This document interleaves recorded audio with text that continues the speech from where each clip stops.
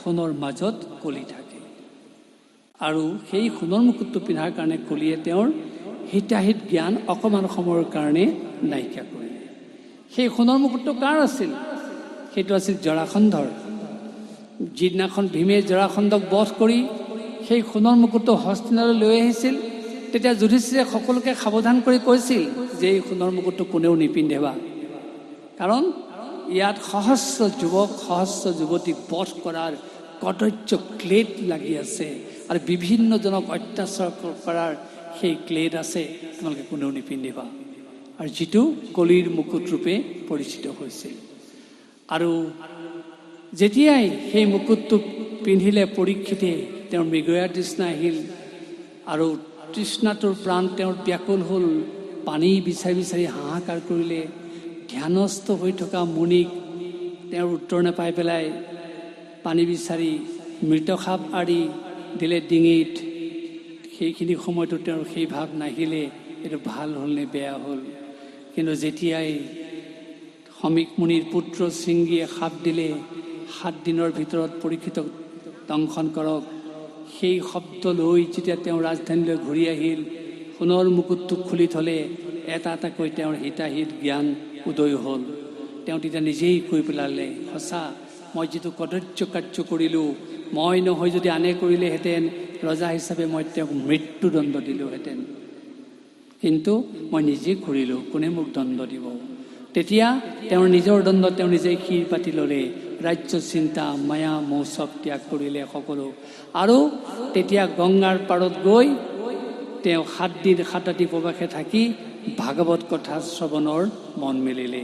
আৰু শুকদেৱে আহি 7 দিন 7 ৰাতি তেওঁক ভাগৱত শুনালে আৰু শেষত পৰীক্ষিতে মুক্তি লাভ কৰিলে। গতিকে আপোনাসকলে গম পালে যে এই দ্বাদশ স্কন্ধৰ কাহিনীৰ যোগেদি আমাক কি শিক্ষা দিয়া হৈছে। বিশেষকৈ দ্বাদশ স্কন্ধৰ যোগেদি এইটো অমূল্য শিক্ষা দিয়া হ'ল, জ্ঞাতে অজ্ঞাতে মানুহে ভুল কৰিব পাৰে। ভুলৰ শুধৰণিস্বৰূপ সমাধি ভাগৱত। যি ভাগৱতৰ আশ্ৰয় ল'ব, তেওঁ জ্ঞাতে কৰা ভুলৰ শুধৰণি কৰিব পাৰিব, অজ্ঞাতে কৰা ভুলৰ শুধৰণি কৰিব পাৰিব। সেই পৰীক্ষিতে মুকুটটো যে পিন্ধিছিলে, তেওঁ অজ্ঞাত আছিল, তেওঁ জনা নাছিলে, তেওঁক সেই কথাটো কোনেও কোৱা নাছিলে। তথাপি তেওঁৰ অজ্ঞাতবশত ভুলটো হোৱাৰ পিছত সেইটো শুধৰণি হ'ল। সেই আমাৰ সমাজক এই শিক্ষা দিয়া হৈছে, আমি প্ৰকৃতাৰ্থত শ্ৰদ্ধাৰে যদি ভাগৱতৰ আশ্ৰয় লওঁ, সেই ভাগৱতে আমাৰ জীৱনৰ গতি দিব পাৰে, ভুলৰ শুধৰণি কৰিব পাৰে। আৰু ভাগৱতেই হৈছে ভক্তি তত্ত্বৰ ৰসঘৰা মূল শাস্ত্ৰ। আৰু ভক্তিৰ অবিহনে কোনো কাৰ্য সিজিব নোৱাৰে। ল'ৰা ছোৱালীয়ে পঢ়িছে, ভক্তি লাগিব। সংসাৰখন পালন কৰিছে, ভক্তি লাগিব। স্বামীক শুশ্ৰূষা কৰিছে, ভক্তি লাগিব। পিতৃ মাতৃক সন্মান জনাইছে, ভক্তি লাগিব। ঈশ্বৰক চিন্তা কৰিছে, ভক্তি লাগিব। আৰু সেইকাৰণে ভাগৱতৰ সাৰ তত্ত্ব বুলি কোৱা হৈছে ভক্তি। আৰু সেই ভক্তি আশ্ৰয় ল'লে আমাৰ কি হ'ব পাৰে চাওক। তদম বিতাস যে জীৱা ভৱিষ্যন্তি কলাবিহ পাপিনো অপি গমিষ্যন্তি নিৰ্ভয়ং কৃষ্ণ মন্দিৰম। যিজনৰ হৃদয়ত বা অংগত ভক্তি সংযোজিত হৈ থাকিব, তেওঁ বোলে পাপ বাসনা থাকিলেও নিৰ্ভয়ে কৃষ্ণ মন্দিৰত প্ৰৱেশ কৰিব পাৰে। আকৌ কোৱা হৈছে যে সংচিত্তে বসেদ ভক্তি সৰ্বদা প্ৰেমৰূপিণী নত্তে পশ্যন্তি কীনাসু স্বপ্নে অপি মলমূৰ্তয়। যিজনৰ হৃদয়ত ভক্তি প্ৰেম সলীলাৰূপে বৈ থাকিব, তেওঁ বাস্তৱ জীৱনত কিয় সপোনতো যম ৰজাৰ স্পৰ্শ পাব নেলাগে। আকৌ কোৱা হৈছে ন প্ৰেত ন পিশাচেষু ৰাক্ষসেষু অসুৰানাম ভক্তিযুক্ত মনস্কানাং স্পৰ্শনেন প্ৰভুৰ ভৱেৎ। যিজনে ভক্তিক সাৰোগত কৰি ল'ব, তেওঁক ৰাক্ষস পিশাচ দৈত্য দানৱে স্পৰ্শ কৰিব নোৱাৰে। আপোনালোকৰ মনত প্ৰশ্ন হ'ব পাৰে, আমাৰ সমাজ জীৱনত ৰাক্ষস পিশাচ দৈত্য দানৱ কোনবিলাক? আমি পোনে পোনে দেখা নাপাওঁ, কিন্তু ভানত দেখা পাওঁ। ৰূপসজ্জা, কেশসজ্জা, সাজসজ্জাৰে যেতিয়া উত্ৰাৱল হৈ এটা ভাৱৰীয়া প্ৰৱেশ কৰে, আমি কৈ দিব পাৰোঁ এয়া দৈত্য, এয়া দানৱ, এয়া অসুৰ। কিন্তু আমাৰ সমাজত দৈত্য দানৱ কোন? আমিতো তেনেকুৱা কেশসজ্জাৰে সাজসজ্জাৰে কেতিয়াও তেওঁলোকক আমি পৰিচয় কৰি পোৱা নাই। কিন্তু আমাৰ মাজতো দৈত্য দানৱ আছে, অসুৰ আছে। কোনবিলাক? যিজনে নিজৰ 84 লক্ষ জীৱন দিয়াৰ পিছত পিতৃ মাতৃক খালত পেলাই থৈ আহিবলৈ কুণ্ঠাবোধ নকৰে, নিজৰ পিতৃ মাতৃক ক'ৰবাত অকলশৰীয়াকৈ এৰি থৈ আহিবলৈ তেওঁ কোনো চিন্তা নকৰে, সেইজন দানৱ, সেইজন অসুৰ। নিজৰ মাতৃ সমা এগৰাকী নাৰীক কেৱল পশুবধ চিন্তাৰে সম্ভৱ কৰি তেওঁ ক'ৰবাত খালত পেলাই থৈ আহিব, সেইজনো দৈত্য, সেইজনো দানৱ। ঠিক তেনেকৈ যিজনে কেৱল আনক অহিত চিন্তা কৰি নিজৰ সুখে থকাৰ বাসনা পুহি ৰাখিব, সেইজন পিশাচ। গতিকে আমি দৈত্য, দানৱ, পিশাচ আমাৰ সমাজত কোন আছে আমি তেনেকৈ চিনাক্তকৰণ কৰিব পাৰোঁ। গতিকে আমি যদি ভক্তিৰ আশ্ৰয় লওঁ, এই ভক্তিয়ে আমাৰ ৰাক্ষস, পিশাচ, দৈত্য, দানৱৰ ৰূপটো নাইকিয়া কৰি দিব, আমাক সুন্দৰ এটা পৰিৱেশলৈ লৈ আহিবলৈ আমাক এটা সুযোগ দিব। গতিকে সেয়ে ভক্তিৰ মাহাত্ম্য আছে, ভাগৱতৰ মাহাত্ম্য আছে। আকৌ কোৱা হৈছে প্ৰলয়ং হি গমিষ্যন্তি শ্ৰীমদ ভাগৱত ধ্বনি কলিৰ দুচে ইমে শব্দে সিংহ শব্দাত বৃকাইব। যেনেকৈ হাবিত থকা সিংহৰ শব্দ শুনাৰ লগে লগে হাতী, মদমত্ত হাতী পলায়ন কৰে, তেনেকৈ ভাগৱতৰ ধ্বনি য'ত উত্থাপিত হয় তাৰ পৰা বোলে মহাপ্ৰলয় নাইকিয়া হৈ যায়, কলিৰ দুখ আঁতৰি যায়। আপোনালোকে লক্ষ্য কৰিব, ইয়াৰ পিছতো দেখোন আমি প্ৰবল ধুমুহা বতাহ বৰষুণ মহাপ্ৰলয়ৰ সন্মুখীন হওঁ। ইয়াৰ পিছতো দেখোন কলিৰ দুখে আমাক স্পৰ্শ কৰি আছে, কিহৰ কাৰণে ক'ব লাগিব। ভাগৱত আমি অনুষ্ঠান কৰিলোঁ সঁচা, কীৰ্তন কৰিলোঁ সঁচা, শুনিলোঁ সঁচা, তাক নিষ্ঠাৰে সেই কথাবিলাক প্ৰতিফলন ঘটোৱাৰ ক্ষেত্ৰত ক'ৰবাত আমি ব্যৰ্থ হৈছোঁ, যাৰ কাৰণে মহাপ্ৰলয় আমি নাইকিয়া কৰিব পৰা নাই, যাৰ কাৰণে কলিৰ দোষ স্বভাৱ আমি বিধুৰিত কৰিব পৰা নাই। যদি সেইটোৰ প্ৰতি আমি সতৰ্ক হওঁ, এনে কায় ক্লেশ কৰা অনুষ্ঠানে আমাক নিশ্চয় এটা সাৰ্থক ৰূপ প্ৰদান কৰিব। অৰ্থাৎ প্ৰতিফলনৰ ক্ষেত্ৰত আমি বিশেষ গুৰুত্ব দিবই লাগিব। আৰু এই ভাগৱত শ্ৰৱণ কীৰ্তন কৰিলে কি হয় চাওক, কামং ক্ৰোধং লোভং মানম মচ্ছৰম এবস্য দম্ভ দৈশ্য মোহস্য দূৰস্য কথাব্ৰতী। যিজনে নিষ্ঠাৰে ভাগৱত কথাত ব্ৰতী হ'ব, তেওঁৰ অন্তৰৰ পৰা অনায়াসে কাম ভাৱ, ক্ৰোধ, লোভ, মোহ, মদ, মাৎসৰ্য মানে পৰশ্ৰীকাতৰতা, লোকৰ দেখিব নোৱাৰা হোৱা অৱস্থা, দম্ভ দৈশ্য মোহ ভাৱ নাইকিয়া হ'ব। কোনেও বেয়া নাপাব, ইয়াত হয়তো নহ'ব। বহু ঠাইত আমি দেখা পাওঁ 7 দিন ভাগৱত শুনিলে তাৰ পৰা গৈয়ে স্বামীজনে স্ত্ৰীৰ লগত তুমুল কাজিয়া আৰম্ভ কৰিলে। ক'ব লাগিব সেইজন ব্যক্তিয়ে ভাগৱত শুনাৰ পিছত ভাগৱতে তেওঁক ক্ৰিয়া কৰা নাই, কাৰণ ভাগৱতে কৈছে কাম ক্ৰোধ নাইকিয়া হ'বই নিষ্ঠাৰে ভাগৱত শুনাৰ পিছত। তেওঁ যদি নিজৰ ধৰ্মপত্নীৰ লগতে কাজিয়া কৰিলে, ক্ৰোধ ভাৱ উৎপন্ন হ'ল, ভাগৱতে তেওঁক ক্ৰিয়া কৰা নাই। কাষৰ ঘৰটো দেখিয়ে যদি তেওঁ পৰশ্ৰীকাতৰতা আৰম্ভ কৰিলে, হিংসাত যদি তেওঁ তেনেদৰে দপদপাই থাকিলে, ক'ব লাগিব তেওঁক ভাগৱতে ক্ৰিয়া কৰা নাই। আৰু গৈয়ে যদি তেওঁ পৰস্ত্ৰী বাসনাত লালায়িত হ'ল, ক'ব লাগিব তেওঁক ভাগৱতে ক্ৰিয়া কৰা নাই। কাৰণ কামং ক্ৰোধং লোভ মোহ দম্ভ দৈশ্য এই সকলোবিলাক ভাগৱত ধ্বনিৰে নাইকিয়া কৰিব পাৰি। গতিকে আমি বাস্তৱ জীৱনত এই কথাবিলাক চিন্তা কৰাটো প্ৰয়োজন আছে, আৰু তেতিয়াহে ভাগৱতে আমাক সঁচা অৰ্থত ক্ৰিয়া কৰিব। এই ভাগৱতৰ যিটো মূল ভক্তিতত্ত্ব, এই ভক্তিতত্ত্বৰ এটা সাধু কথাৰে আমাৰ কথাখিনি আজি সামৰণি মাৰিম।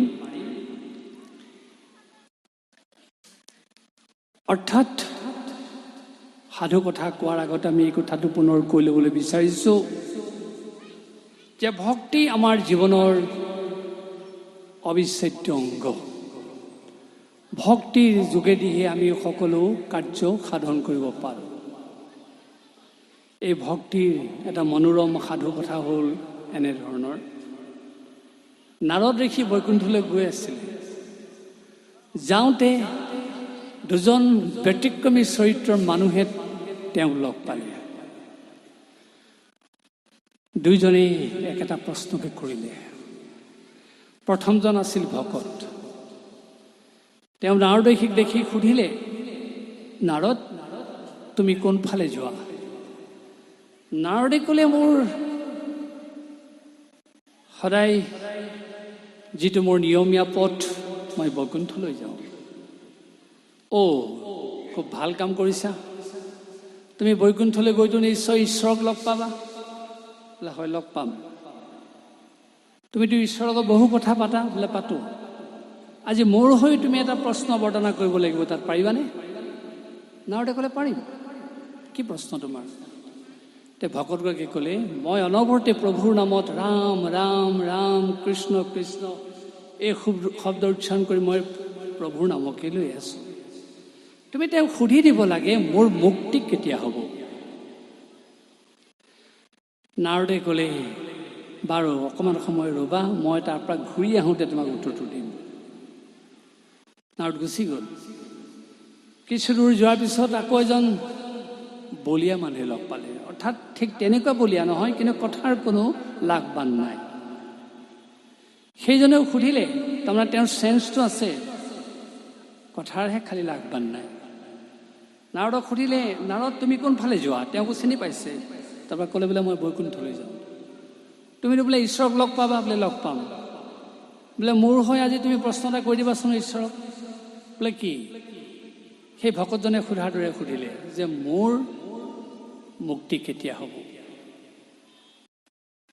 নাৰদৰ হাঁহি উঠিলে। যেনে তেনে মুখখন টেপা মাৰি হাঁহিটো ৰাখিলে। দুইজনৰ পৰাই বিদায় লৈ আকৌ খোজ দিলে। গৈ গৈ গৈ গৈ বৈকুণ্ঠ পালেগৈ। প্ৰভুৰ কাষ চাপিলে। প্ৰভুক ক'লে, প্ৰভু আজি মই হাঁহিত থাকিব পৰা নাই। তাক কৈছে, কি হৈছে তোমাৰ? তুমি ইমান উৎফুল্লিত হৈ আহিছা? বোলে নহয়, মোৰ মূল কথাটো হ'ল, তোমাৰ ওচৰলৈ আহিছোঁ বুলি গম পাই দুজন ব্যতিক্ৰমী চৰিত্ৰৰ মানুহে মোক প্ৰশ্ন কৰিলে। কিন্তু প্ৰশ্নটো একেটা প্ৰশ্নকে কৰিছে। মইতো জনা নাই তেওঁলোকে দুয়োটাই একেটা প্ৰশ্ন কৰিব বুলি। আৰু প্ৰশ্নটো বোলে অদ্ভুত প্ৰশ্ন। বোলে কি প্ৰশ্ন? তেওঁলোকে সুধিছে, বোলে মোৰ মুক্তি কেতিয়া হ'ব? মোৰ মুক্তি কেতিয়া হ'ব? হয় নেকি? তেতিয়া ভগৱানে নাৰদক ক'লে, তুমি কাৰ প্ৰশ্ন প্ৰথমে কেতিয়া শুনিলা, দ্বিতীয়ত কাৰ শুনিলা, কোৱাচোন বাৰু, সবিশেষ বুজাই কোৱা মোক। তেতিয়া নাৰদে ক'লে যে মই প্ৰথম লগ পোৱাজন আপোনাৰ ভকতজনে মোক কৈছে,